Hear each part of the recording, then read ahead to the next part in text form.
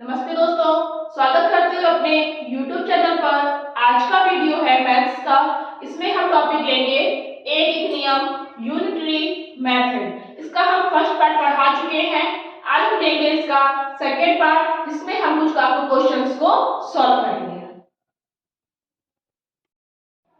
पहला क्वेश्चन है आज का, 24 आदमी किसी काम को 10 दिन में कर सकते हैं, तो उसी काम को 8 दिन में कितने आदमी करेंगे। जो पहला पार्ट हमने पढ़ाया था उसमें क्या था, आदमी 2 बार दिए हुए थे और पूछ रहा था कितने दिन में खत्म करेंगे। यहाँ पर क्या है, यहाँ उल्टा आ गया है, दिन दे दिया है, यहाँ पर हमने आदमियों को पूछ लिया है।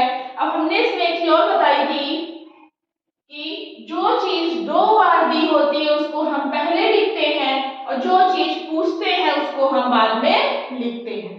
ये क्या करेंगे हम, 24 आदमी, यहाँ आदमी आ गया, ये आदमी पूछ रहा है, इसको हम छोड़ देंगे क्योंकि एक बार दिया हुआ है आदमी। यहाँ 10 दिन में पूरा कर रहे हैं, यहाँ पर 8 दिन में पूरा कर रहे हैं, 2 बार आ गए दिन, यहाँ पर हम लिख देंगे दिन, यहाँ हम लिख देंगे आदमी। 10 दिन में 24 आदमी काम करते हैं, तो 8 दिन में कितने आदमी काम करेंगे। यहाँ कुछ नहीं है, कितने आदमी पूछेगा तो हमने इसको x मान लिया। अब हमने कहा था कि x की तरफ जो है वो होता है, जो तीर होता है वो हमेशा ही हम नीचे लगाते हैं। 10 आदमी 24 दिन में काम कर रहे हैं, 10 आदमी जब 24 दिन में काम कर रहे हैं, हमें काम कराना है 8 दिन में, यानी कि काम हमें जल्दी कराना है, कम दिन में काम कराना है। तो जब हमें काम जल्दी कराना होगा तो हमें आदमी और चाहिए, आदमी की आवश्यकता हमें और चाहिए होगी। क्या करेंगे हम, जब ज्यादा आदमी चाहिए होंगे तो ज्यादा संख्या ऊपर है, तीन हमने ऊपर लगा दिया। क्या करना है, फिर से देखेंगे हम, 10 दिन में 24 आदमी काम करते हैं, हमें फिर 8 दिन में काम कराना है, हमें काम जल्दी खत्म करना है, तो हम आदमी और लेकर के आएंगे, यानी कि और ज्यादा आदमी चाहिए। ज्यादा आदमी चाहिए, ज्यादा संख्या कहाँ पर है, ऊपर है, ऊपर हमें तीर यहाँ पर लगा दिए क्योंकि संख्या हमारी ज्यादा ऊपर थी। जब तीर ऊपर लग गया, जो तीर नीचे होता है संख्या को हम पलट देते हैं, तीर ऊपर होता है संख्या को हम नहीं पलटते हैं। x/24 बराबर 10/8, x बराबर 10/8 गुणे 24, 8 एकम 8, 8 त्रिक 24, 10 तिया 30। क्या होगा हमारा, 30 आदमी, इसका हमारा आंसर निकल जाएगा। क्या किया हमने, 24 आदमी की बात कर रहा था, 10 दिन हम काम करा रहे थे, हमें 8 दिन में काम कराना था, तो 10 दिन में काम कराया तो हमें 24 आदमी की आवश्यकता थी, फिर हमें 8 दिन में काम कराना है, काम हमें जल्दी कराना है, तो उसमें ज्यादा आदमी चाहिए, ज्यादा संख्या कहाँ पर है, ऊपर है हमारी, तो क्या करेंगे, तीर नीचे लगा दिया, हमारा ऊपर है, तो x/24 संख्या हमने पलट दी, फिर तीर ऊपर है, संख्या हमने नहीं पलटी, 10/8 हमने बिल्कुल एज इट इज लिख दिया। x बराबर 10/8 गुणे 24, 8 3 24, 30 आदमी, तो 8 दिन में हमें 30 आदमी चाहिए, तो हम काम को जल्दी करा देंगे। आ जाएगा इसका आंसर हमारा सी। सेकंड क्वेश्चन है, का तथा खा किसी काम को 4 दिन में करते हैं। का और खा दोनों मिलकर किसी काम को 4 दिन में पूरा करते हैं। यदि का अकेले उसे 6 दिन में करता है, यहाँ दोनों मिलकर काम कर रहे थे तो काम खत्म हो रहा था हमारा 4 दिन में, यहाँ का अकेले उसे 6 दिन में करता है और खा अकेले उसे कितने दिनों में पूरा करेगा। तो अब हम क्या करेंगे, पहले हम देख रहे हैं का खा किसी काम को 4 दिन में कर रहे हैं, फिर खा का अकेले उसे 6 दिन में कर रहा है, खा की हम बात करेंगे। क्या करेंगे हम इसमें, का खा, का प्लस खा दोनों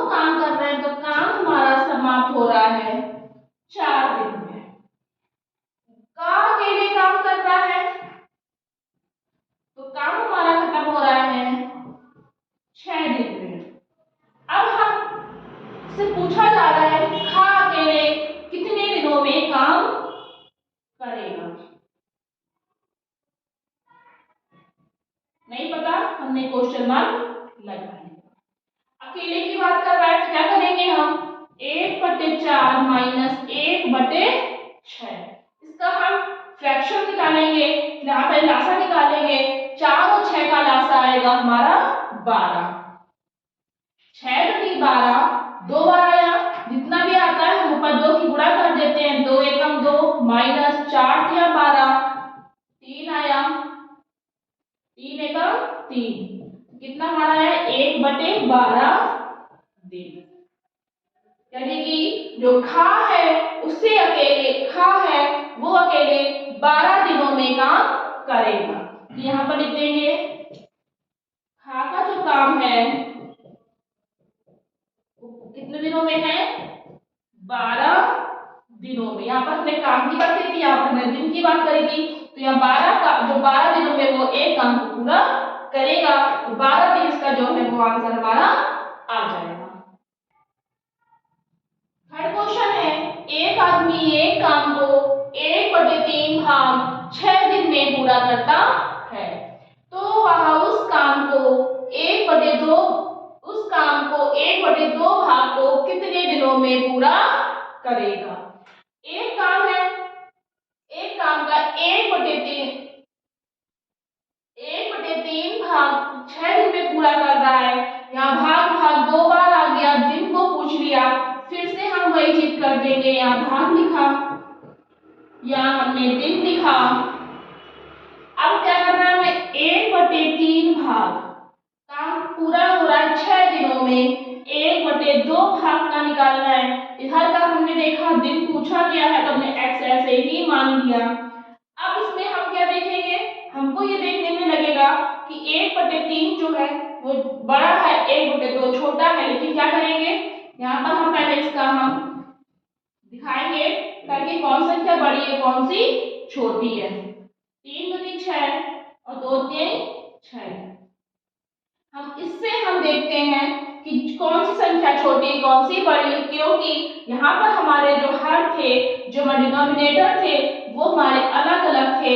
हमने इसको यहाँ पर बराबर कर लिया, कैसे, इसका लासा ले लिया। अब हमको यहाँ पर ऐसे ऐसे बना सकते हैं, नहीं तो हम यहाँ पर भी देख सकते हैं, जब हमने 2/6 3/6 बराबर बराबर हो गया, फिर उसके बाद में क्या है, हमने देखा कि यहाँ संख्या 2 आ रही है, यहाँ 3 आ रही है, और इससे हम देखते हैं कौन सी संख्या छोटी है और कौन सी बड़ी है। यानी कि जो संख्या ये छोटी है यानी कि ये संख्या छोटी है, ये 3 बड़ा है यानी कि ये संख्या हमारी बड़ी है। तो इससे हम नोट करते हैं, इससे हम नहीं देखते हैं। यानी कि 1/3 छोटा है और 1/2 बड़ा है।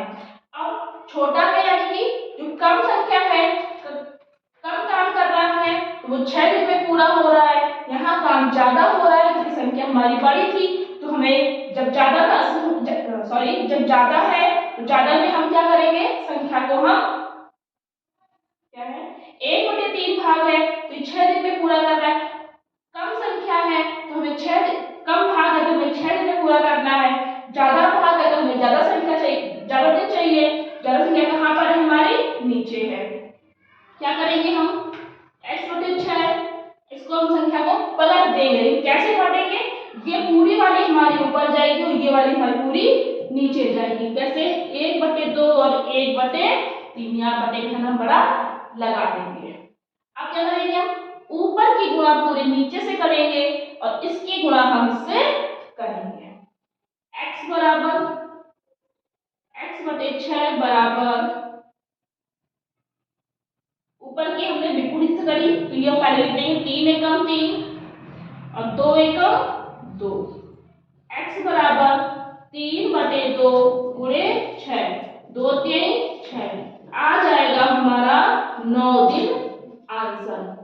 क्या होगा, हमारा 1/2 भाग को वो 9 दिन में पूरा करेगा। इसका आंसर आएगा हमारा एक ऑप्शन। फोर्थ क्वेश्चन है, एक धन के 1/4 भाग का मान 400 रुपए है, तो धन के 1/5 भाग का मान बताओ। क्या है इसमें, 5 भाग का मान पूछ लिया।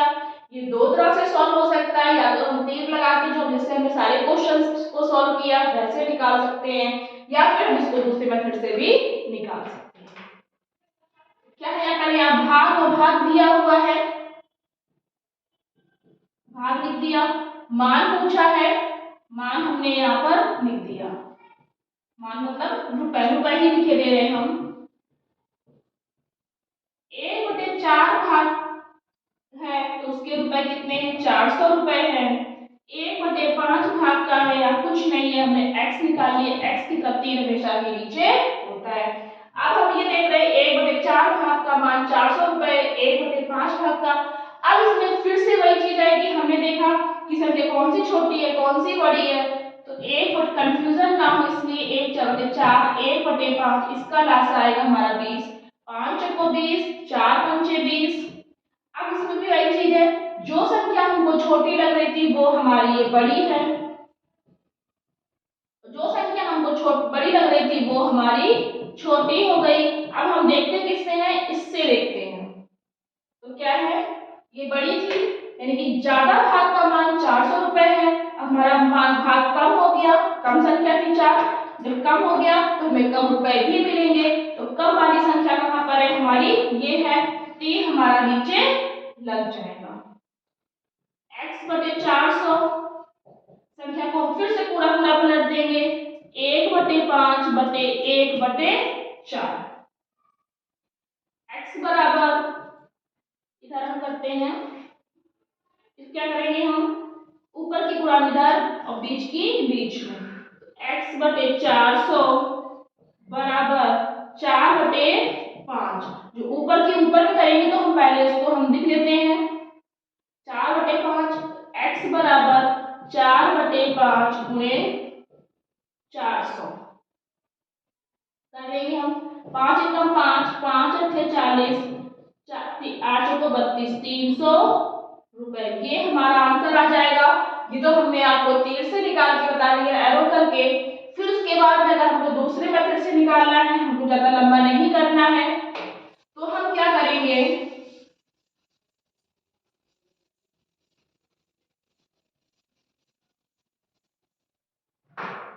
उसके लिए हमको एक धन के 1/4 भाग का मान, धन कितना है हमको नहीं पता तो उसको हम x मान लेंगे।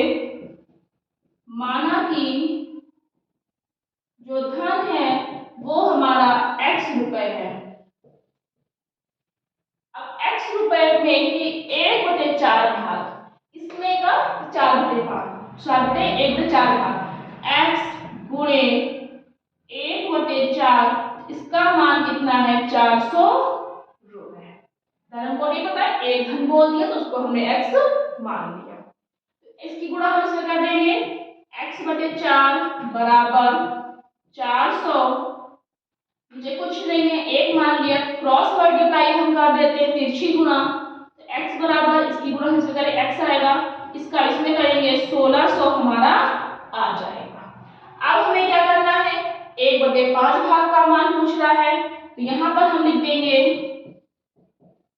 1/5 भाग का मान बराबर, x की वैल्यू हमारी कितनी आ गई, 1600 आ गई। तो क्या करेंगे हम, 1600 गुणे 1/5, 5 एकम 5, 5 दिया 15, 5 दूनी 10, 320 रुपए ऐसे भी हमारा निकल आएगा।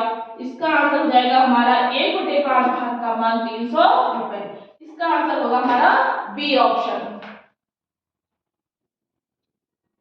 फिफ्थ क्वेश्चन है, 5 कलमों का मूल्य 15 पेंसिलों के मूल्य के बराबर है।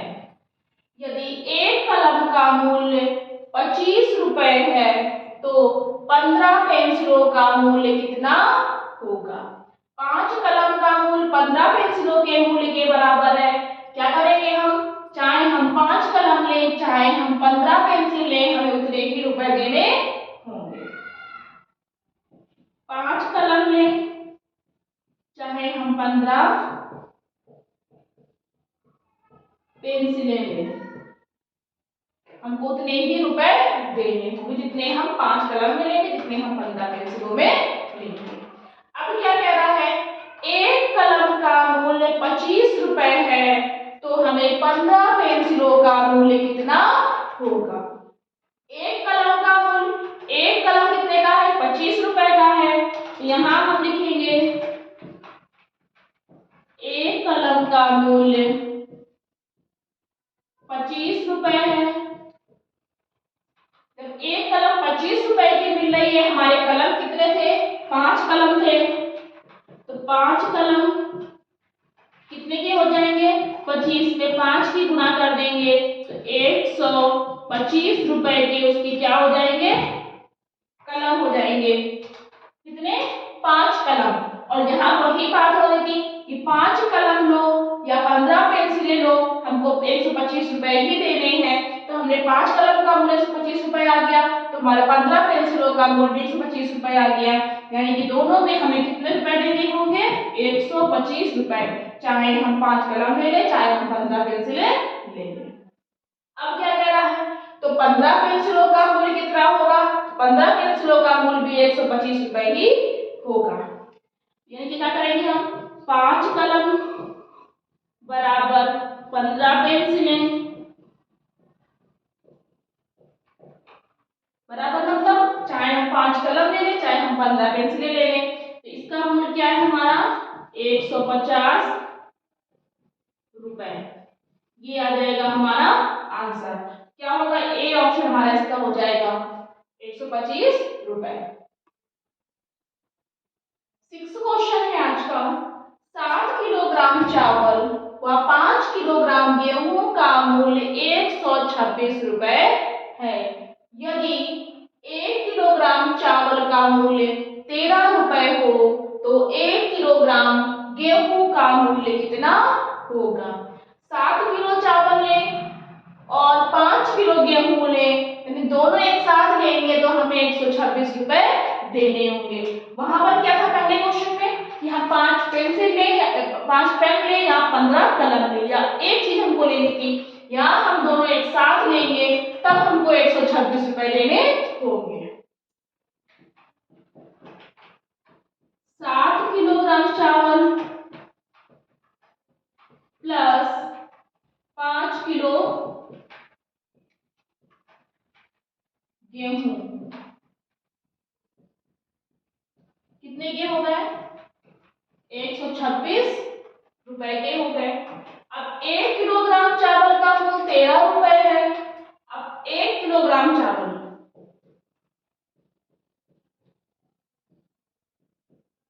अब 1 किलोग्राम चावल कितने का है, 13 रुपए का है, तो यहाँ 7 किलो चावल कितने का होगा, 7 किलो चावल कितने का होगा, 13 सत्ते 91 रुपए का 7 किलो चावल हमारा हो जाएगा। अब उसके बाद में एक तो हमारा ये निकल आया, फिर उसके बाद में कह रहा है तो 1 किलो गेहूं कितने का होगा। अब हमें 126 रुपए में ये तो पता चल गया कि 7 किलोग्राम जो चावल है वो हमारा 91 रुपए का है, तो अब जितना बचेगा वो उतने रुपए का हमारा 5 किलो गेहूं होगा। तो क्या करेंगे हम, 126 में हम 91 को माइनस कर देंगे,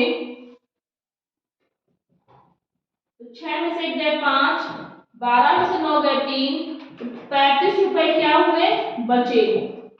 ये किसके बचे, 5 किलो गेहूं के।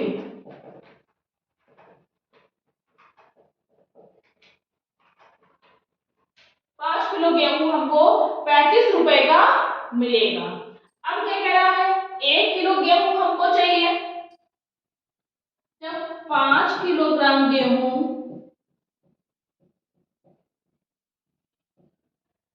हमारा 35 रुपए का है, तो हमको 1 किलो गेहूं कितने का मिलेगा, 35 में हम 5 का भाग दे देंगे, 5 एकम 5, 5 सत्ते 35, 60 रुपए का हमारा 1 किलो गेहूं हमारा आ जाएगा। इसका आंसर हमारा क्या होगा, ए ऑप्शन 60 रुपए। 7th क्वेश्चन में 1000 सैनिकों के लिए 90 दिन की भोजन सामग्री है। 100 सैनिक अवकाश लेकर घर चले जाते हैं। शेष बचे हुए सैनिकों के लिए भोजन सामग्री कितने दिन चलेगी? 1000 सैनिक थे तो हमें 90 दिन की भोजन सामग्री चल रही थी। 100 सैनिक अवकाश लेकर चले गए तो हमें भोजन सामग्री कितने दिन चलनी है हमारी? सैनिक दो बार दे दिया, दिन की बात कर रहा है तो यहाँ पर हम फिर से वही चीज कर देंगे। सैनिक यहाँ हम लिख देंगे दिन। 1000 सैनिक थे तो हमारी भोजन सामग्री 90 दिन चल रही थी। अब क्या कह रहा है? 100 सैनिक अवकाश लेकर यानी कि वो छुट्टी लेके घर चले गए तो क्या करेंगे?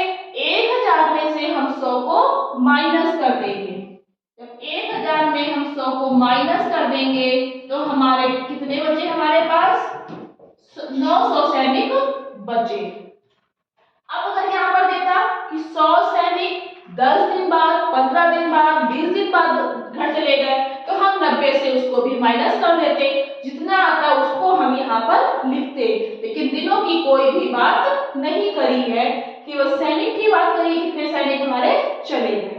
तो 1000 सैनिक 90 दिन चलते हैं भोजन सामग्री। अब हमारे बचे 900 सैनिक क्योंकि 100 सैनिक चले गए थे। 900 सैनिक बचे हमारे पास तो भोजन सामग्री में खाने वाले लोग कम हो गए तो हमारे भोजन सामग्री जो है वो ज्यादा दिन चलेगी। जनसंख्या कहाँ पर है? हमारी ऊपर है। अब हमने फिर वही चीज आ गई हमारी, नीचे 3 होता है तो हम संख्या को पलट देते हैं, ऊपर 3 होता है तो संख्या को हम नहीं पलटते हैं। तो x बटे 90 बराबर 1000 बटे 900। x बराबर 1000 बटे 900 गुणे 90। ये 2 जीरो से हमने ये 2 जीरो काट दी, 9 एकम 9, 10 हम 100। तो जो भोजन सामग्री है वो हमारी 100 दिन चलेगी। इसका आंसर हमारा क्या आएगा? सी ऑप्शन 100 दिन। एक क्वेश्चन है 15 रुपए प्रति किलोग्राम की दर से 3 किलो चीनी और 18 रुपए प्रति किलोग्राम की दर से 5 किलो चावल खरीदने में कुल कितना धन खर्च होगा? 15 रुपए प्रति किलोग्राम की दर से यानी कि 1 किलोग्राम हमें चीनी खरीदेंगे तो हमें 15 रुपए की मिलेगी। तो 3 किलो चीनी हमारी कितने की हो गई? 45 रुपए की। प्रति किलोग्राम मतलब 15 रुपए प्रति किलोग्राम यानी 1 किलोग्राम चीनी हमारी कितने की? 15 रुपए की। 1 किलो चीनी जो है वो हमारी कितने रुपए की है? 15 रुपए की प्रति किलोग्राम। प्रति मतलब 1 होता है। 3 किलो चीनी की बात कर रहा है।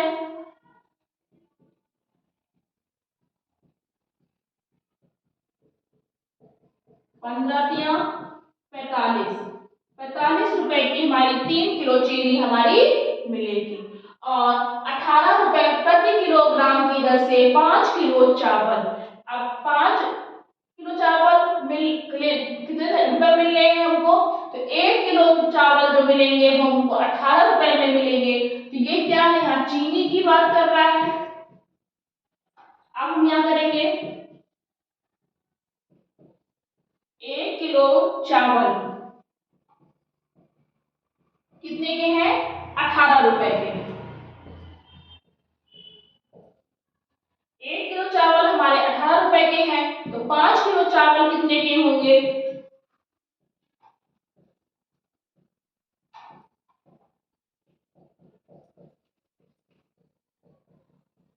90 रुपए के। क्या निकला ये हमारा?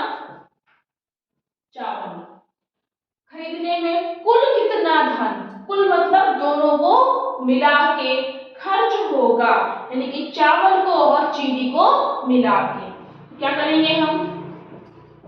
चावल प्लस चीनी, 45 रुपए की चीनी है, 90 रुपए के चावल, सॉरी उल्टा हो गया है,